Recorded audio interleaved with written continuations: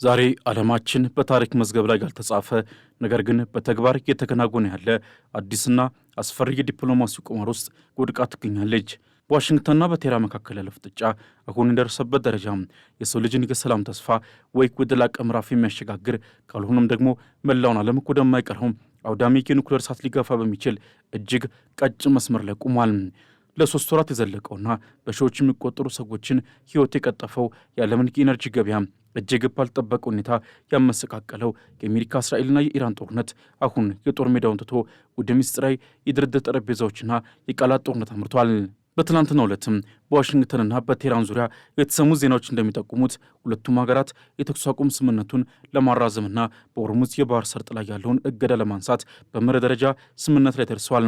ይሁን እንጂ ይህ ስምምነት ገና በፕሬዚዳንት ዶናልድ ትራምፕ ብዕር ያልጸደቀና በኢራን ወገንም በኩል ገና አልተረጋገጠም የሚል ጥርጣሬ ያጠላበት መሆኑ ዓለም አሁንም በእርጥብ ጭድ ላይ እንደተቀመጠች ትገኛለች። ከዝግ በሮች በስተጀርባ የሚከናወኑት ምስጢራዊ ድርድሮች፣ በሆርሙዝ ሰርጥ ላይ የታየው አዲስ ወታደራዊ ፍጥጫ፣ የአሜሪካንን ኢኮኖሚክ ፊውሪ ዘመቻ እንዲሁም የትራምፕን አስተዳደር የሚያስጨንቁት አማራጭ ቢ አስፈሪ እውነታዎች ዓለምን እያነጋገሩ ነው።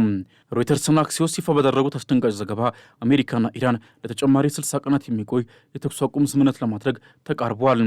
ይህ ስምምነት ተግባራዊ ከሆነ ለወራት ተቆልፎ የቆየውና የዓለምን ነዳጅና የተፈጥሮ ጋዝ አቅርቦት 1/5 የሚያንቀሳቀሰው የሆርሙዝ የባህር ሰርጥ ዳግም ለንግድ መርከቦች ክፍት ይሆናል። ኢራን በ30 ቀናት ውስጥ በባህር ሰርጡ ላይ ያጠመደቻቸውን ፈንጆች ለማንሳት ስትስማማ፣ አሜሪካ ደግሞ በበኩሏ በኢራን ወደቦች ላይ ጣለችውን የባህር ላይ እገዳ በማንሳትና የኢራን ነዳጅ ለዓለም ገበያ እንዲቀርብ የሚያስችሉ የማዕቀብ ማቅለያዎችን ለመስጠት ቃል ገብታለች። ይህ መረጃ በዓለም የነዳጅ ገበያ ላይ ወዲያውኑ መረጋጋትን የፈጠረ ሲሆን የነዳጅ ዋጋም በከፍተኛ ሁኔታ እንዲቀንስ አድርጓል።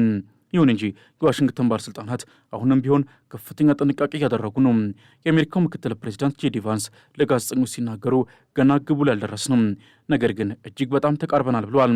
ቫንስ አክለውም ድርድሩ ስኬታማ እንደሚሆን ዋስትና መስጠት ባይቻልም አሁን ባለው ሂደት ግን ጥሩ ስሜት እንደሚሰማቸው ገልጸዋል።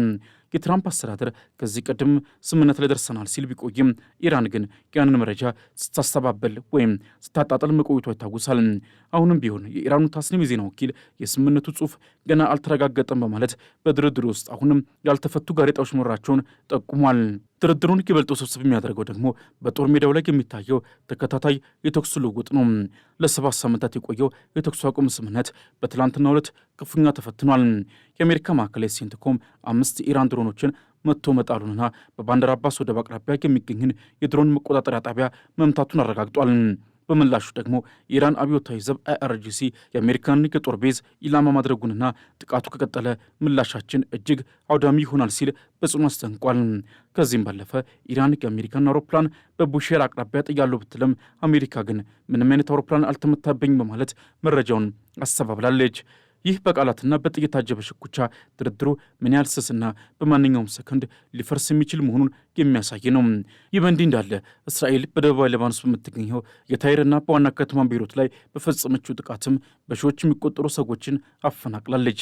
ኢራን የሰላም ስምምነቱ የእስራኤልን ጥቃት ማካተት አለበት ስትል፣ እስራኤል ግን ሂዝቦላን ለማጥፋት ያላትን ዘመቻ አጠናክራ ቀጥላለች። ይህ በሊባኖስ በኩል ያለው ግንባር ለዋሽንግተንና ለቴህራን ድርድር ትልቁ እንቅፋት ሆኖ ቀጥሏል። ፕሬዚዳንት ዶናልድ ትራምፕ ደግሞ በሌላ በኩል በኦማን ላይ የሰነዘሩ ዛቻ ዓለምን አስገርሟል። ትራምፕ ኦማን ከኢራን ጋር በመተባበር በሆርሙዝ ሰርጥ ላይ የማለፊያ ታሪፍ ለመጣል ከሞከረች ሀገሪቱን በቦምብ እንደሚያጓጓ ዝተዋል። ምንም እንኳን ኦማንና አሜሪካ የረጅም ጊዜ የኢኮኖሚና የወታደራዊ ትብብር ቢኖራቸውም ትራምፕ ግን ለብሔራዊ ጥቅማቸው ሲሉ ማንኛውንም ሀገር ኢላማ ለማድረግ ወደ ኋላ እንደማይሉ አሳይቷል። የገንዘብ ሚኒስትሩ ስኮት ቤሰንት የኦማን አምባሳደር ታሪፍ የመጣል እቅድ እንደሌላቸው እንዳረጋገጡላቸው ቢገልጹም የትራምፕ ዛቻ ግን በቀጠናው ሀገራት ላይ ትልቅ የስነልቦና ጫና ፈጥሯል። ወደ ኢኮኖሚ መስክ ስንመለስ አሜሪካ በኢራን ላይ አዲስና እጅግ ከባድ የሆነ የኢኮኖሚክ ፊውሪ ዘመቻ መጀመሯን አስታውቃለች። ይህ ዘመቻ የኢራን ጥቁር የነዳጅ ኢኮኖሚ ኢላማ ያደረገ ነው። የአሜሪካ ውጭ ጉዳይ ሚኒስትር ቃል አቀባይ ቶሚ ፒኮት እንደገለጹት ኢራን በድብቅ የምትሸጠውን የነዳጅ ገቢ ለአብዮታዊ ዘቡና ለቀጠናው ታጣቂዎች መጠቀሚያነት እየዋለችው በመሆኑ ይህንን የገንዘብ ምንጭ ሙሉ በሙሉ ለማድረግ አዳዲስ ማዕቀቦች ተጥሏል። ማንኛውም ከኢራን ጋር በነዳጅ ንግድ የሚሳተፍ አካል የአሜሪካንን ቁጣና ማዕቀብ ይጠብቀው በማለት ፒኮት ያስተላለፉት ማስጠንቀቂያ የኢራን የኢኮኖሚ ደም ስር ለመቁረጥ የታለመ ነው። በኳታር የሚካሄደው ድርድር ግን አሁንም በ60 ቀናት የጊዜ ገደብና በኢራን የማበልጸግ ጉዳይ ላይ አጣብቂኝ ውስጥ ወድቋል። አሜሪካ ኢራን እጅግ የበለጸጉን ዩራኒየሙን በአስቸኳይ እንድታስወግድ ስትጠይቅ፣ ቴሄራን ግን ይህን ዩራኒየም ለሰላማዊ ዓላማ ነው የምጠቀምበት በሚል አቋሟ ጸንታለች።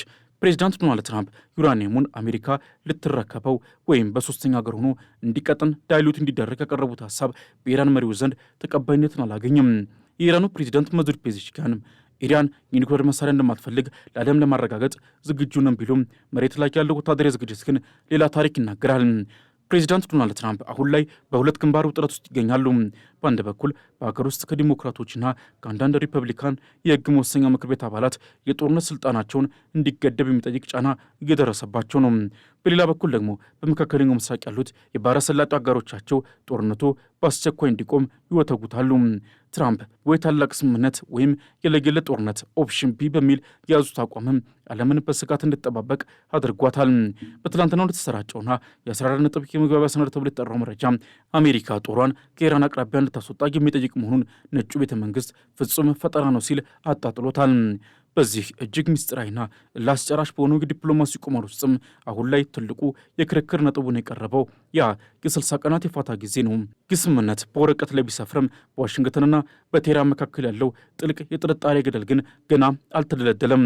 የሮይተርስና የአክሲዮስ ምንጮች እንደጠቆሙትም ኢራን በ60 ቀናት ውስጥ በሆርሙዝ የባህር ሰርጥ ላይ ያጠመደቻቸውን በሺዎች የሚቆጠሩ ፈንጆችን ለማንሳትና ሰርጡን ለዓለም አቀፍ ንግድ ክፍት ለማድረግ ፈቃደኛ መሆኗን ገልጻለች። ይህ ማለት ግን ዝም ብሎ የሚደረግ በጎ አድራጎት ሳይሆን አሜሪካ በኢራን ወደቦች ላይ የጣለችውን የባህር ላይ እገዳ በአስቸኳይ እንድታነሳና ኢራን ነዳጇን በነጻነት እንድትሸጥ የሚያስችላት የማዕቀብ ማቅለያ እንድትሰጣት እንደ ቅድመ ሁኔታ የቀረበ ነው። ይህ የባህር ላይ ፍጥጫ ዓለምን በአንድ አምስተኛ የነዳጅ አቅርቦት ጦት እያስጨነቀ ባለበት በዚህ ሰዓትም ስምምነቱ ቢጸድቅ እንኳ ትግበራው በከፍተኛ ወታደራዊ ቁጥጥር ስር የሚከናወን ይሆናል። የአሜሪካ የገንዘብ ሚኒስትር ስኮት ቤሰንት በዋይት ሀውስ ባደረጉት መግለጫ ስለ ስምምነቱ ዝርዝር ሁኔታ ከመናገር ተቆጥበው ከፕሬዚዳንቱ ቀድሞ መናገር ስህተት ነው፣ የመጨረሻ ውሳኔ የትራምፕ ነው ማለታቸው በዋይት ሀውስ ውስጥ ያለውን ከፍተኛ ጥንቃቄ ያሳያል። ይሁን እንጂ ድርድሩ በኢራን የዩራኒየም ማበልጸግ ጉዳይ ላይ አሁንም አጣብቅኝ ውስጥ ይገኛል። ትራምፕ ኢራን ያላትን እጅግ የበለጸገ ዩራኒየም አሜሪካ ልትረከበው ወይም በሀገር ውስጥ ሆኖ እንዲወገድ እንዲደረግ ያቀረቡት ሀሳብም በቴህራን በኩል የሉዓላዊነት ጥሰት ተብሎ ተፈርጇል። ኢራን የዩራኒየም ክምችቷን እንደ ዋነኛ የመደራደሪያ ካርድ አድርጋ የያዘችው ሲሆን አሜሪካ ግን ይህ ክምችት ወደ ኒውክሌር መሳሪያነት እንዳይቀየር የህልውና ትግል እያደረገች ነው። ምክትል ፕሬዚዳንቱ ጂዲ ቫንስ እንዳሉት አሁንም ድረስ በስምምነቱ የቃላት አጠቃቀም ላይ ንትርካለን። ይህም በተለይ ስለ ዩራኒየም ማበልጸጊያ ደረጃና ስለ ቁጥጥር ሂደቱ የሚገልጹ አንቀጾችን ያካትታል። ይህ በእንዲህ እንዳለ ዋሽንግተን በኢራን ላይ የከፈተችው ኢኮኖሚክ ፊውሪ የተባለው አዲሱ ዘመቻ በዲፕሎማሲው ጀርባ ያለውን የብረት ክንድ ያሳያል።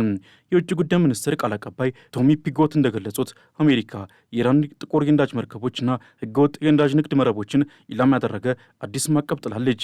ይህ እርምጃ የኢራን አብዮታዊ ዘብ አይአርጂሲ የሚያገኘውን ቢሊዮን ዶላር ገቢ ለማድረግ የታለመ ሲሆን ማንኛውም ከኢራን ጋር የነዳጅ ንግድ የሚያደርግ አካል በአሜሪካ ማዕቀብ እንደሚቀጣ ብርቱ ማስጠንቀቂያ ተሰጥቷል። ይህ ማለት አሜሪካ በአንድ እጇ የሰላም ስምምነትን እያቀረበች በሌላ እጇ ደግሞ የኢራን ኢኮኖሚ አንቆ የሚይዝ ገመድ እያዘጋጀች ነው ማለት ነው። ይህ እርጥብና ደረቅ የዲፕሎማሲ ስልትም ኢራን ወደ ድርድር ጠረጴዛው ይበልጥ እንድትጠጋ ቢያደርጋትም በቴህራን ውስጥ ያሉት ጽንፈኛ ወገኖች ግን ይበልጥ እንዲቆጡ አድርጓቸዋል። በባህር ሰርጡና በወታደራዊ ግንባር የታየው አዲስ ፍጥጫ ደግሞ ድርድሩን እጅግ አሳሳቢ አድርጎታል። የኢራን አብዮታዊ ዘብ በአሜሪካ የጦር መሠረት ላይ ጥቃት መፈጸሙንና ይህም በባንደር አባስ ለደረሰበት ጥቃት ምላሽ መሆኑን ገልጿል። ከዚህም በላይ በቡሼር አቅራቢያ የአሜሪካን አውሮፕላን ጥያለው ከሚለው የኢራን መግለጫና የአሜሪካ ማዕከላዊ ሴንቲኮም ምንም አይነት አውሮፕላን አልተመታብኝም ከሚለው ማስተባበያ በሁለቱ ሀገራት መካከል ያለውን የፕሮፓጋንዳ ጦርነት ያሳያል። በተለይ ደግሞ በጎረቤት ሀገር ኩዌት ላይ የታየው የሚሳኤል ጥቃትና የሳይረን ጩኸት ጦርነቱ ከቀጠኑ አልፎ ወደ አሜሪካ አጋሮች ሊዛመት እንደሚችል ትልቅ የማስጠንቀቂያ ደውል ሆኗል። ኩዌት ይህን ውጥረት ከባድ ነው በማለት የኮነነችው ሲሆን ኢራን በአካባቢው ሀገራት ላይ የምታሳየው ጡንቻ በድርድሩ ላይ የተሻለ አቅም ለማግኘት የምትጠቀምበት ስልት እንደሆነ ተንታኞች ይናገራሉ። ፕሬዚዳንት ዶናልድ ትራምፕ በኦማን ላይ የሰነዘሩት ዛቻ ደግሞ ሌላኛው አስደንጋጭ ክስተት ነው። ትራምፕ ኦማን ከኢራን ጋር በመተባበር በሆርሙዝ ሰርጥ ላይ የማለፊያ ታሪፍ ለመጣል ከሞከረች ሀገሪቱን በቦምብ እንደሚያጋጇት መናገራቸው አሜሪካ በቀጠናው ያላትን ጥቅምና የባህር ላይ ነጻነት ለማስከበር ማንኛውንም ዋጋ ለመክፈል ዝግጁ መሆኗን ያሳያል። ኦማን ለዘመናት በአሜሪካና በኢራን መካከለኛ ሆና ስታገለግል የቆየች ሀገር ብትሆንም ትራምፕ ግን አሁን ላለው ውጥረት ሲሉ ያንን ወዳጅነት ወደ ጎን በመተው ዛቻ አውርደውባታል። ምንም እንኳን የኦማን አምባሳደር እንዲያለ እቅድ እንደሌላቸው ቢገልጹም የትራምፕ ንግግር ግን በአረብ ሀገራት መሪዎች ዘንድ ትልቅ ስጋትና ድንጋጤን ፈጥሯል። በሌላ በኩል ኢራን ለአሜሪካ ቀረበችው የተባለውና 14 ነጥቦችን የያዘው የመግባቢያ ሰነድ በኢራን መንግስት ሚዲያዎች ሰራጭቷል። ይህ ሰነድ አሜሪካ ጦሯን ከኢራን አቅራቢያ እንድታስወጣ፣ ማዕቀቦች በሙሉ እንዲነሱና የሆርሙዝ ሰርጥ አስተዳደርም በኢራንና በኦማን እጅ እንዲሆን የሚጠይቁ ነጥቦችን የያዘ ነው። ነጩ ቤተ መንግስት ይህንን ሰነድ ፍጹም ፈጠራ በማለት ቢያጣጥለውም ኢራን ግን ይህንን መረጃ በመልቀቅ የራሷን ህዝብና የቀጠናውን ሀገራት ለድርድሩ ዝግጁ ለማድረግ እየሞከረች ነው። የፓኪስታን ውጭ ጉዳይ ሚኒስትር ኢስሐቅ ዳር ከማርኮ ሩቢዮ ጋር ዋሽንግተን ውስጥ የሚያደርጉት ስብሰባ ይህንን ከ14 ነጥብ ሰነድ ወደ እውነተኛው የሰላም ማዕቀፍ ለመቀየር የሚደረግ ጥረት ሳይሆን አይቀርም ተብሎ ይገመታል። የእስራኤልና የሄዝቦላ ጦርነት ግን አሁንም እንደ ትልቅ ሰንኮፍ ሆኖ ቀጥሏል። ኢራን የሰላም ስምምነቱ የእስራኤልን ጥቃት ማካተት አለበት ስትል፣ እስራኤል ግን በሊባኖስ በጢሮስና በቤይሩት ላይ የምታደርገውን የአየር ድብደባ አጠናክራ ቀጥላለች። በመቶ ሺዎች የሚቆጠሩ ሊባኖሳውያን ከቀያቸው ተፈናቅሏል። የሊባኖስ ጦር አባልም በጥቃቱ መገደሉ ተዘግቧል። ይህ በሊባኖስ በኩል ያለው ደም አፋሳሽ ግንባር ኢራን በድርድሩ ላይ ያላትን አቋም ይበልጥ ግትር እንድታደርግና አሜሪካ ደግሞ በእስራኤል ላይ ጫና እንድትፈጠር የሚገፋፋት ሆኗል።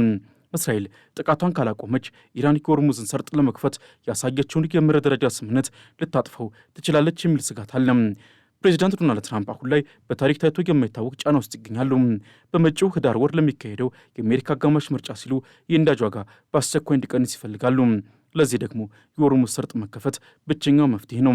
ይሁን እንጂ የሪፐብሊካን ፓርቲ አባላት ለኢራን እጅግ የሰጠ ነው በሚል የሚሰነዘሩባቸው ወቀሳና የዲሞክራቶች ተቃውሞ ትራምፕን አጣብቅኝ ውስጥ ከቷቸዋል። በመጨረሻም በቀጣይ 60 ቀናት ውስጥ የሚካሄደው ድርድር የዓለምን ወደፊት ታሪክ አቅጣጫ የሚወስን ይሆናል።